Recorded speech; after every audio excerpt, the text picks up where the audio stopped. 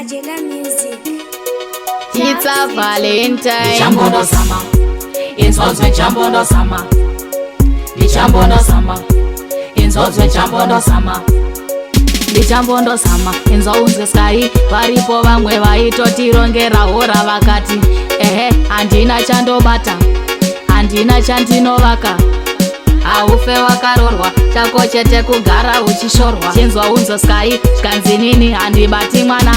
Vamwe vakati handina kukwana, handifanire kuseva sadza rine nyama. Vondipikira jambwa nemunyama, zviviro kuda kundiona ndakagonya. Nemhepo dzavo vachitonditsoma, ndadzoka patenika votondiramwa. Vanoda kuona musodzi pamatama, manje kuna Mwari nindotopfugama. Ndichambondozama nerimwe ramazuva Ndichambondozama, zvangu zvichai. inzonzwe Ndichambondozama. Nerimwe ramazuva Ndichambondozama, zvangu zvichai. inzonzwe Ndichambondozama. Kunyengetera Ndichambondozama, zvangu zvichai. Ndichambondozama kunyengetera Ndichambondozama. zvangu zvichai.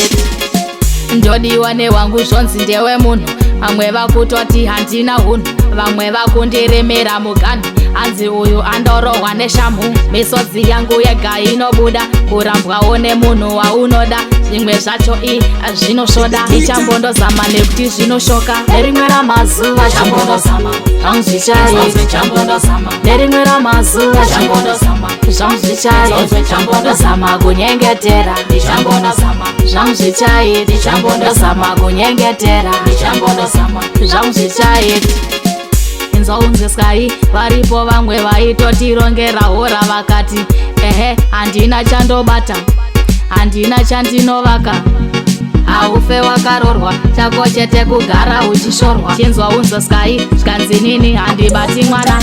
Vamwe vakati handina kukwana, handifanire kuseva sadza rine nyama. Vondipikira jambwa nemunyama, zviviro kuda kundiona ndakagonya. Nemhepo dzavo vachitonditsoma, ndadzoka patenika votondiramwa. Vanoda kuona musodzi pamatama, manje kuna Mwari nindotopfugama. Ndichambondozama nerimwe ramazuva Ndichambondozama, zvangu zvichai. inzonzwe Ndichambondozama. Nerimwe ramazuva Ndichambondozama, zvangu zvichai. inzonzwe Ndichambondozama. Ndozama kunyengetera Ndichambondozama, zvangu zvichai.